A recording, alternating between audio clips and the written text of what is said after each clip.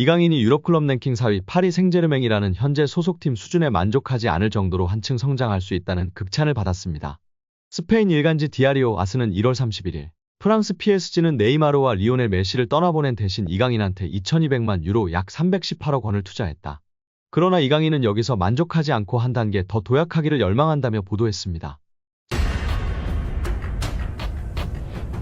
스페인에서 이강인 선수의 파리 생제르맹 활약에 대한 특별 컬럼과 디테일한 보도가 나오며 화제입니다. 많은 축구 팬분들이 이강인 선수를 향해 향후 프리미어리그 B클럽이나 바르셀로나, 레알 마드리드에서 뛰었으면 좋겠다고들 말씀하시는데요. 완전히 공감합니다. 딱 어울리는 것 같은데요. 이런 생각을 축구 팬들만 하는 게 아니라 실제가 될 수 있다고 주장하는 매체가 있어 화제입니다. 스페인의 아스가 보도하며 팬들의 주목을 받고 있는데요. 이강인 선수는 파리에서 주목받고 있으며 레알 마드리드의 잠재적인 영입 대상이라며 치켜세우고 있는데요. 실제 발렌시아 유소년 시절 레알에 오퍼가 있었다는 사실은 국내에서도 잘 알려진 사실입니다. 이강인 선수는 다재다능한 선수로 다양한 포지션에서 골과 도움을 기록하며 활약하고 있으며 프랑스 슈퍼컵 MVP에 선정되기도 했다는 소식도 전했습니다. 그래서 레알 마드리드가 이강인 선수의 영입을 고려하고 있다는 의견도 있고 이미 영입 리스트에 있어 계속해서 지켜보고 있을 것이라는 의견도 있었습니다. 이강인 선수는 세계적인 플레이메이커로 인정받고 있는 선수로서 지속적인 성장을 보여주고 있다고 보도하고 있는데요. 자세한 내용 함께 살펴보도록 하겠습니다. 스페인 현지에서 파리 생제르맹의 새로운 왕자로 소개되고 있는 이강인 선수인데요. 이는 루이스 엘리케 감독 등 수많은 스페인 선수와 연관지어 레알 마드리드의 주목도 높여지는 원인 중 하나이며 레알 마드리드의 잠재적인 영입 대상으로 지목될 정도로 스페인 언론에서 주목받고 있다고 전하고 있습니다. 스페인 전국 4대 스포츠 신문인 아스는 이강인 선수에 대한 디테일한 분석을 제공하면서 레알 마드리드로 이적할 가능성에 대한 분석도 제공하고 있습니다. 아스는 이미 발렌시아 유소년 시절 정식으로 레알 마드리드 유소년 아카데미에 오퍼를 받은 적이 있으나 거절했다는 점도 알리며 잠재적인 영입 대상으로 삼고 있을 수 있다고 전했습니다. 스페인 축구에 익숙하고 제2의 손흥민이라 평가받는 예비 월클 이강인 선수이기 때문에 아시아 마케팅 파워도 이미 검증이 되었기에 영입을 안 할 이유가 없다는 것인데요. 현재 레알의 중원은 크로스, 모드리치 이외의 플레이메이커형 선수가 없기 때문에 충분히 가능성이 존재한다고 전하고 있습니다. 또한 엘리케 감독이 스페인 대표팀 감독을 맡았을 때 유로 2020에서 4강, 2022 카타르 월드컵에서 16강 탈락으로 좋은 성적을 낼 수 없었다. 하지만 스페인에서는 모든 트로피를 들어올리면서 명장으로 인정받았고 프랑스에서는 파리 생제르맹 감독으로 첫 시즌 프랑스 슈퍼컵 우승을 차지하여 성장 과정을 이어갔다. 엘리케 감독의 이강인과 은바페를 묶은 아트 작품 같은 듀오는 PSG에서 리더로서 역할을 이루고 있다. 이를 통해 프랑스 슈퍼컵 우승을 차지한 이강인과 은바페는 리더로서의 역할 또한 이루었다. 게다가 엘리케 감독의 승리는 이강인과 은바페의 활약이 결합하여 가능했다며 극찬했습니다. 이어 많은 스페인 선수와 아센시오와 이강인을 비교하기도 했는데요. 특히 파리에서 많은 스페인 선수들이 뛰고 있는데 아센시오는 작동하지 못하고 이강인은 잘하고 있다고 전했습니다. 레알 마드리드에서 아센시오가 활약을 못하자 이적 시장에서 떠난 것과 반대로 이강인이 승부욕을 발휘해 프랑스 슈퍼컵에서 결승골을 넣었다며 호평했습니다. 이강인은 엘리케 감독의 굳건한 신뢰를 받고 있으며 아시안컵으로 인해 부재하는 기간은 파리 생제르맹의 전력에 약화를 줄 것으로 소개되었고 주전 경쟁을 하지 않고 확고한 주전 선수로 인정받았다며 자리를 비우는 것은 오히려 파리의 전력에 우려를 준다고까지 표현했습니다. 이제 파리 생제르맹은 개인보다 팀의 중요성을 강조하는 정책을 펼치고 있으며 이강인의 영입은 그들의 패러다임 변화를 의미한다며 대서특필하였습니다. 파리 생제르맹에서 활약 중인 이강인의 미래가 더욱 밝아질 것으로 보이며 화제입니다. 나세르 알켈라이피 PSG 회장이 어린 선수들이 주축이 된 팀을 만들겠다고 공언했기 때문인데요. 유럽 축구 전문기자 파브리치오 로마노에 따르면 알켈라이피 회장은 우리는 앞으로 6에서 8년 더 함께 뛸 수 있는 팀을 만들고 싶다라며 유럽 축구연맹 챔피언스리그 8강팀 중 가장 어린 팀을 보유하고 있다. UEFA 클럽 랭킹 10위 안에서도 가장 어리다. 정말 자랑스러운 일이다라고 말했습니다. 현지에서는 알켈라이피 회장의 발언에 대해 미래 자원들로 리빌딩에 착수할 거라고 선언한 것으로 보고 있습니다. 킬리안 은바페가 떠난 후 새로운 청사진을 그리고 있다는 분석입니다. 영국 비사컨은 PSG의 알켈라이피 회장은 장기 프로젝트를 그리고 있다. 앞으로 6년, 7년, 8년은 뛸 수 있는 젊은 선수들을 중심으로 팀을 개편하고자 한다라며 알켈라이피 회장의 최근 발언은 과거 은바페를 지키려고 했을 때의 발언과 상당히 대조적이다라고 전했습니다. 이어 PSG는 새로운 시대를 준비하고 있으며 은바페는 팀 계획에서 점점 사라지고 있다.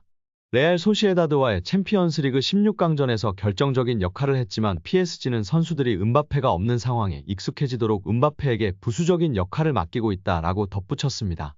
게프폴리우스 프랑스 또한 알켈라이피 회장은 파르크 데 프랭스에서 새롭고 젊은 장기적인 프로젝트를 강조했다. 레알 소시에다드전에 출전한 PSG 선수들의 평균 연령은 23세 361일로 챔피언스리그에서 구단 역사상 최연소 선발 명단이었다. 경기 후에도 알켈라이피 회장은 라커룸을 찾아가 선수들에게 부담 갖지 말라고 격려했다라며 현재 PSG가 리빌딩에 돌입했다고 설명했습니다. PSG의 최대 목표는 챔피언스리그 우승입니다. 프랑스 내에서는 적수가 없지만 유럽 무대에서는 힘을 쓰지 못했는데요. 2019년도 시즌 준우승이 가장 좋은 성적이었습니다. 알켈라이피 회장은 급하게 도전할 생각이 없습니다. 시간이 조금 걸리더라도 미래를 보장할 수 있는 선수들로 팀을 만들어 계속 도전하겠다는 입장입니다. RMC 스포츠에 따르면 알켈라이피 회장은 선수들은 매 경기 승리를 원하지만 현실적이어야 한다. 우리는 팀을 구성하는 과정에 있으며 선수들 대부분이 어리다. 새로운 팀을 만드는 과정이기 때문에 쉽지 않다라며 팀을 만들었다고 해도 선수들이 준비가 된 것은 아니다라며 충분히 기다릴 필요가 있다고 강조했습니다. 회장이 직접 젊은 선수들로 개편하겠다는 뜻을 밝힌 만큼 이강인의 미래도 좀 더 밝아질 것으로 기대되고 있습니다. 2001년생 이강인은 얼마 전 23번째 생일을 맞았습니다. 알켈라이피 회장이 언급한 6에서 8년 동안 활약할 수 있는 선수에 부합하는 나이대입니다. 현지 보도에 따르면 PSG는 지난달 익명의 PL 클럽으로부터 이강인에 대한 제안을 받았으나 이를 거절했습니다. 영국에서는 중동 자본을 등에 업은 뉴캐슬 유나이티드가 이강인을 노리고 있다는 루머까지 등장했습니다. 그러나 PSG가 이강인을 팔지 않겠다고 선을 그으면서 이강인의 이적설은 루머에 그쳤습니다.